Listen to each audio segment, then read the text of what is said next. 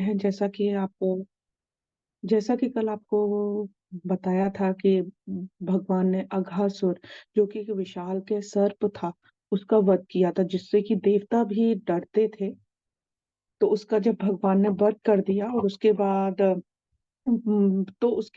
परीक्षित महाराज ने एक प्रश्न किया सुखदेव गोस्वामी से कि ऐसा क्यों हुआ कि जब भी किसी राक्षस का वध हुआ, असुर का वध किया, तो तत्काल ही पूरे ब्रज में गोप ग्वाल सबको बता देते थे कि आज कृष्ण ने इसका वध किया, ऐसा किया। लेकिन इस बार ब्रज में पूरा साल भर बाद, मतलब कि ब्रज गोप ग्वालों को ने बताया कि अपने माता पिता को, कि एक साल बाद उन्होंने बताया कि कृष्ण ने अघासुर का वध किया। तो इस पर सुखदेव गोस्वामी बहुत प्रसन्न हुए और उन्होंने कहा कि हे सुखदेव, परीक्षित महाराज, आप महाभागवत हैं, आप बहुत सौभाग्यशाली हैं, और आप भागवतों में भक्तों में उत्तम हैं, क्योंकि आपको कृष्ण की कथा सुनने में रुचि है, और आप अपनी इंद्रिय, मन, बुद्धि सभी को अपनी कृष्ण की कथा को सुनने में लगाना चाहते हैं। आप बहुत ही सौभाग्यशाली हैं। और उन्होंने आगे बताया कि ऐसा क्यों हुआ कि एक साल तक अघासुर का वध की का वर्णन गोप ग्वालों ने अपने माता पिता या ब्रज में नहीं हुआ। क्योंकि अघासुर का वध हुआ था, सब जब कृष्ण और जो गोप ग्वाल थे वो 5 वर्ष के थे। जबकि जो उन्होंने अघासुर का वध का जब वर्णन किया था, कुछ एक साल आगे का, मतलब एक साल बाद 6 वर्ष के हो गए थे। तो इस कथा के लिए भगवान सुखदेव गोस्वामी बताते हैं कि ऐसा क्यों हुआ था कि एक साल तक सभी को, किसी ने भी अघासुर वध की का वर्णन किसी से नहीं किया था। तो बताते हैं सुखदेव गोस्वामी कि अघासुर का वध करने के बाद सभी जो कृष्ण थे और उनके जो मित्र थे गोप ग्वाल, सभी लोग यमुना तट पर चले गए। और यमुना तट में जो वर्णन किया गया है हमारे आचार्यों ने, कि बहुत ही शुद्ध जल था यमुना तट का किनारा, जिसपे चारों तरफ फूल लग रहे थे, बहुत अच्छी सुगंध आ रही थी, पक्षियां चहचहा रहे थे। तो सभी ग्वाल वालों एवं और ने कृष्ण से कहा कि हम यहाँ बैठकर कलेवा करेंगे। सभी लोग वहां बैठ गए, और वो सभी लोग इस तरीके से बैठे जैसे कि कृष्ण बीच में थे और चारों तरफ गोपवाल उनके बैठ गए। और ऐसा हमारे आचार्यगण वर्णन करते हैं, ऐसा लग रहा था उनको देखकर मानो जैसे बीच में कमल का पुष्प होता है और चारों तरफ पंखुड़ियां होती हैं, और जैसे एक बीच में सूरज होता है और चारों तरफ उसके रोशनी होती है। जैसे बीच का जो भाग हो पंख का, वो पंखुड़ी है, वो कृष्ण मानो, और चारों तरफ जो सखा है। इस तरीके से वो सभी लोग बैठ गए, और सभी लोग बैठ गए, और सभी को ऐसा लग रहा था जब गोप ग्वाल थे कि कृष्ण मुझे देख रहे हैं, और सभी गोप ग्वाल अपने बालकों वो सॉरी कृष्ण को देख रहे थे। तो इस तरीके से हमारे आचार्यगण बताते हैं कि जैसे होता है ना, भगवान का हर भक्त के संग अपना एक पर्सनल कनेक्शन होता है, इंडिविजुअल कनेक्शन होता है। तो यहाँ से वो भगवान बताना चाहते हैं कि मेरा सबके संग एक अपना इंडिविजुअल कनेक्शन है। तो सभी लोग अपने घरों से कलेवा लाए थे। तो सभी लोगों ने, जैसे यहाँ प्लेट्स का भी वर्णन किया है, जो प्लेट्स थी वो ऐसा नहीं थी जैसे होती हैं कांच की प्लेट की, सिल्वर की प्लेट की, स्टील की प्लेट। सभी लोगों ने, किसी ने पत्ते पर अपना भोजन रखा, किसी ने पत्ते पर रखा, किसी ने पुष्प पर रखा, किसी ने जो होती है डाल पेड़ की उस पर रखा। इस तरीके से सभी ने अपना भोजन, इस तरीके से जो प्राकृतिक चीजें थी उन पर अपना भोजन रखा। और सभी लोग एक दूसरे को खिला रहे थे, कृष्ण को खिला रहे थे, खुद भी खा रहे थे। इस तरीके से कोई ग्वाल कहता कि लो कृष्ण, मैं अपने घर से, मेरी माँ ने रसगुल्ला बनाया है, तुम रसगुल्ला टेस्ट करो। तो कोई कहता कि कृष्ण, मैं अपने घर से हलवा लाया हूँ, तुम हलवा टेस्ट करो। तो वो खुद भी खाते और फिर वो भगवान को, मतलब कि अपना झूठा ही भगवान को भी दे देते। तो ये सब जब लीला चल रही थी, जब, क्योंकि भगवान को तो यज्ञ भू कहा जाता है, वो ब्राह्मणों के मुख के द्वारा, यज्ञ की अग्नि के द्वारा भोजन ग्रहण करते हैं। तो ये जब वृंदावन की जब ये माधुर्य लीला चल रही थी, तो ब्रह्मा जी ये सब देख रहे थे। और तो वो थोड़े कंफ्यूज हो गए कि ऐसा कैसे हो सकता है, ये भगवान कैसे हो सकते हैं। क्योंकि उनको एक डाउट तो तब आया था, क्योंकि अघासुर का वध जब हुआ था तो उसके बाद क्या हुआ था कि उनको लगा था कि ये मतलब कि ये इतना भगवान कैसे हो सकते हैं? कोई मायावी बालक होगा जो जिसमें थोड़ी-सी बहुत शक्तियाँ होंगी जो अघासुर का जिसने वध किया है। अब जो इन्होंने ब्रह्मा जी ने इस तरह की लीलाएँ देखी कि भगवान किसी का ज भ ग्वाल वालों का झूठा खा रहे हैं, उनके संग आनंद ले रहे हैं, खेल रहे हैं, तो वो और ज़्यादा कन्फ्यूज़्ड हो गए। तो जब इस तरीके से चल रहा था तो कन्फ्यूज़ हो गए। तो फिर उसके बाद ब्रह्मा जी ने क्या किया कि जो ग्वाल-वाल यमुना के तट पर बैठे हुए थे, तो बछड़ों को भी पहले ही छोड़ दिया गया था। मतलब बछड़ों को पहले ही छोड़ दिया गया था उनको घास चरने के लिए। तो अपनी माया शक्ति के द्वारा ब्रह्मा जी बछड़ों को जंगल की तरफ और ले गए, बछड़े भी घास चरते-चरते अंदर की ओर चले गए। तो जब उन्होंने अपने जो गोपवाल थे, उन्होंने देखा कि हमारे बछड़े हमें दिख नहीं रहे, तो उन्होंने कहा कि कृष्ण हम ज़रा अपने बछड़ों को देख कर लाते हैं। तो कृष्ण ने कहा नहीं-नहीं आपने अभी कलेवा किया है, आप रेस्ट कीजिए, आराम कीजिए, मैं बछड़ों को लेकर आता हूँ। तो हमारे आचार्यगण वर्णन करते हैं कि कृष्ण के सीधे हाथ में वो कर्ड राइस था और उनकी मुट्ठी में और इस तरीके से वो बछड़ों को लेने के लिए गए। जब वो बछड़ों को लेने के लिए इस तरह जा रहे थे और जब उन्होंने चारों तरफ वन में बछड़े देखे तो उन्हें बछड़े नहीं मिले। जब वो लौट कर आए तो उन्होंने देखा कि उनके ग्वाल-बाल जो सखा थे वो भी नहीं है। तो वो तो भगवान हैं, उनको तो समझने में 2 सेकंड नहीं लगा कि ये सब ब्रह्मा कर रहे हैं और उन्होंने बछड़े और सभी को चुरा लिया है। तो इस तरीके से जब उनको समझ आ गया कि ये सब ब्रह्मा जी का किया हुआ है, तो उन्होंने सोचा कि अब जो ब्रजवासी हैं सबको पता चल जाएगा कि ब्रह्मा ने बछड़े और चुरा लिए, तो उन्होंने अपना विस्तार जितने गोपवाल थे उनके रूप में कर लिया और बिल्कुल डिट्टो मतलब जितनी संख्या थी, जैसी उनकी कद-काठी थी, जैसी उनकी आकृति थी, जैसे उनके कपड़े थे, जैसी उनकी लाठियाँ थी, इवन जैसा उनके लंच बॉक्स थे। सबके रूप में भगवान ने विस्तार किया और ऐसे ही बछड़ों के रूप में भगवान ने जितने भी बछड़े थे, उनमें विस्तार किया। हमारे आचार्यगण बताते हैं कि भगवान महाविष्णु हैं, जिनके रोम छिद्रों से जब वो साँस लेते हैं, बाहर करते हैं, अंदर करते हैं, तो उनके रोम छिद्रों से ब्रह्मांड निकलते हैं। तो उनके लिए विस्तार करना बहुत कुछ बड़ी बात नहीं थी। उन्होंने उसके बाद सभी जो कृष्ण ही थे, सभी गोपवाल और जो बछड़े थे, वो सबों ने वृंदावन में प्रवेश किया। जब वृंदावन में गोप ग्वालों ने अपने बच्चों को और गायों ने अपने बछड़ों को देखा तो उनका प्रेम उनके प्रति बहुत ज़्यादा हो गया था। बड़ उत्कृष्ट हो गया था, बहुत बढ़ गया था क्योंकि इस पर हमारे आचार्यगण कहते हैं कि ऐसा इसलिए भगवान ने विस्तार किया था क्योंकि हमेशा जो ग्वालिनें थीं वो सोचती थी, अरे काश यशोदा कितनी भाग्यशाली है कि उसका पुत्र कृष्ण काश मेरा भी पुत्र कृष्ण होता तो मैं उसको इस तरीके से नहला पाती, सुला पाती, उसका श्रृंगार कर पाती। इसी तरह गाय भी सोचती थी कि यशोदा कितनी भाग्यशाली है कि क्योंकि कि यशोदा अपने स्तनों से भगवान को दूध देती है, काश मैं भी भगवान को दूध पिला पाती। तो उनकी इच्छा को पूर्ति करने के लिए भगवान ने उन अपने क्या कहते हैं उनके बालकों के रूप में अपना विस्तार कर लिया। और इस तरीके से ये लीला 1 साल तक चलती रही। 1 साल तक चलती रही। 1 साल होने में 5-6 दिन ही बाकी थे कि बलराम जी को थोड़ा डाउट हुआ क्योंकि बलराम जी जब अघासुर का वध हुआ था, तब नहीं गए थे क्योंकि उनका जन्मदिन था और जन्मदिन के कारण वो वृंदावन में ही थे।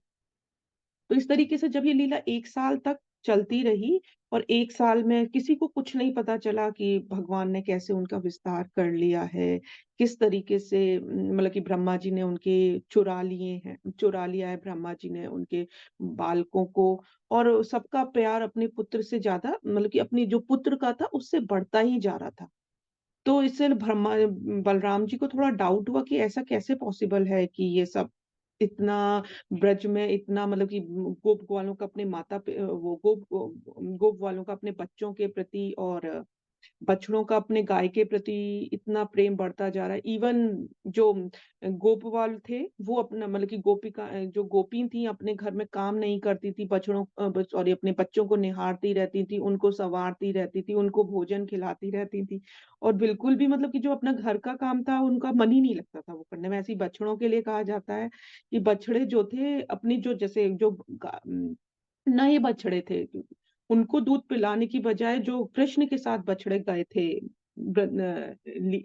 कृष्ण के साथ गए थे बछड़े चरने के लिए, उनको दूध पिला देती थी और जो अब छोटे बछड़े थे उनको दूध नहीं पिलाती थी। इस तरीके से ये 1 साल तक लीला चलती रही। ये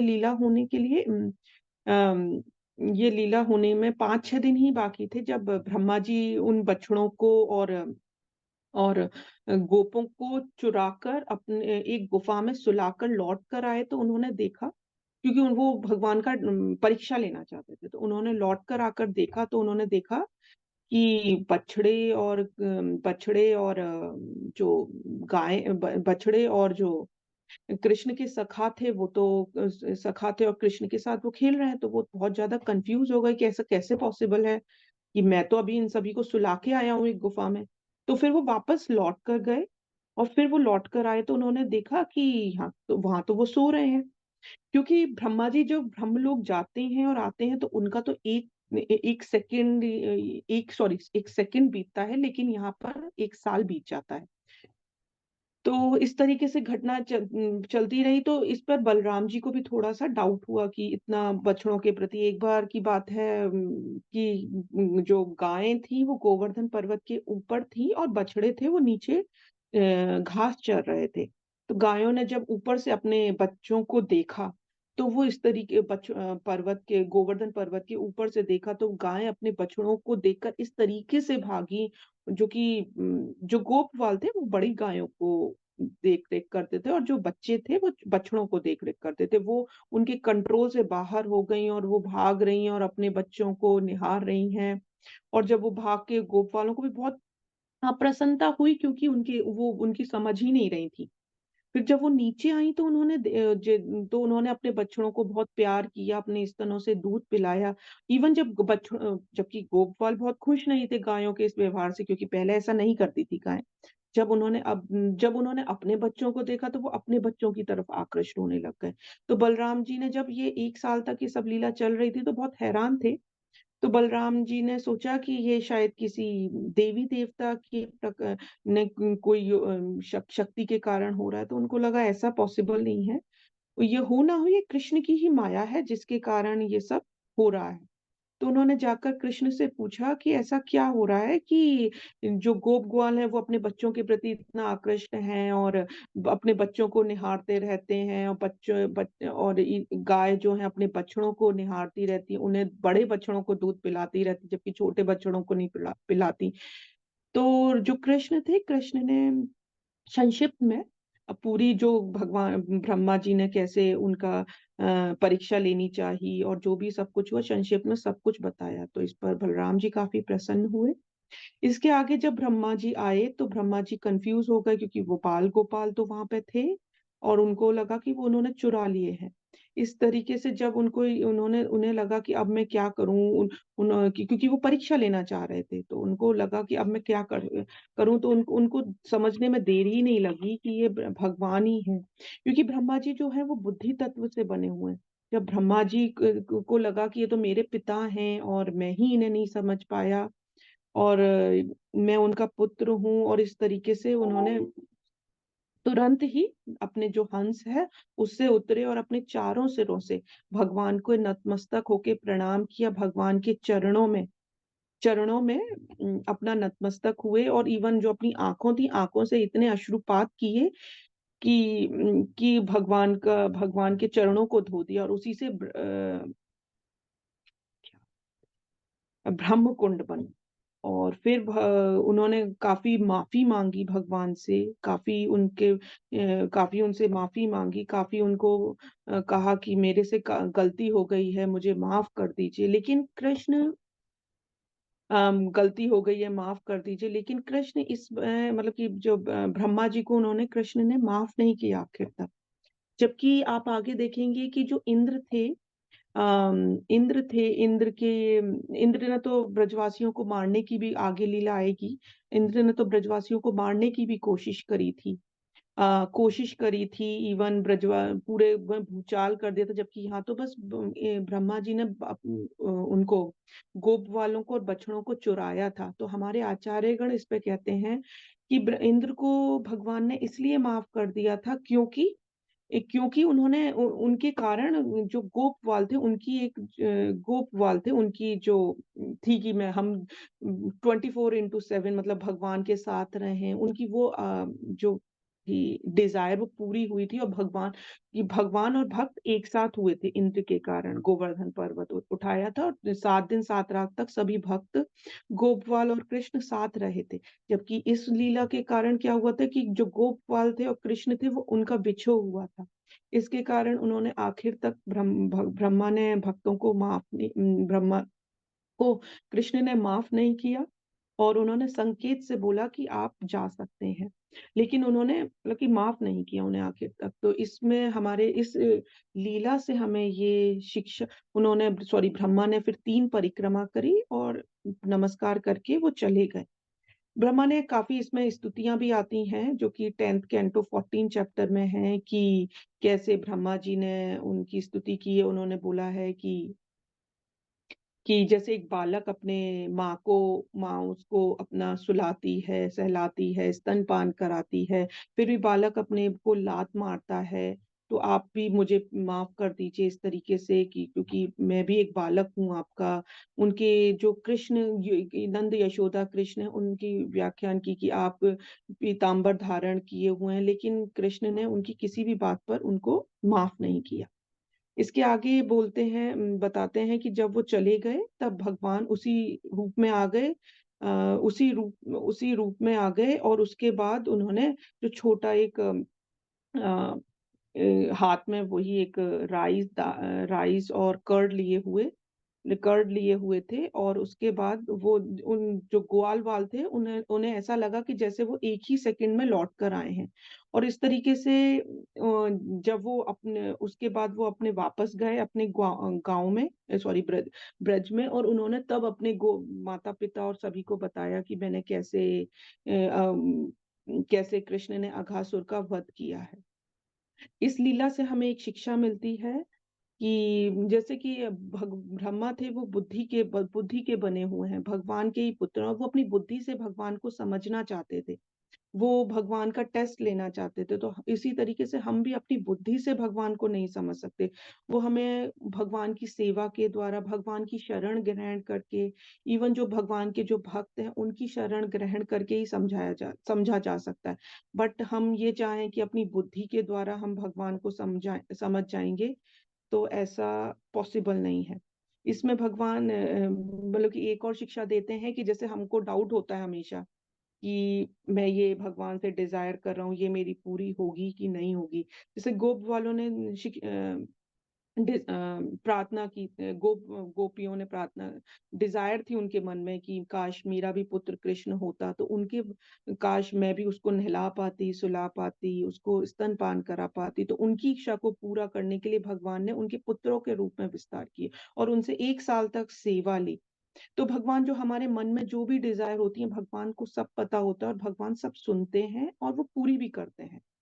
उनका तरीका में भी अलग हो सकता है, बट वो पूरी करते हैं। इस तरीके से ये लीला समाप्त होती है। हरे कृष्णा, दंडवत प्रणाम।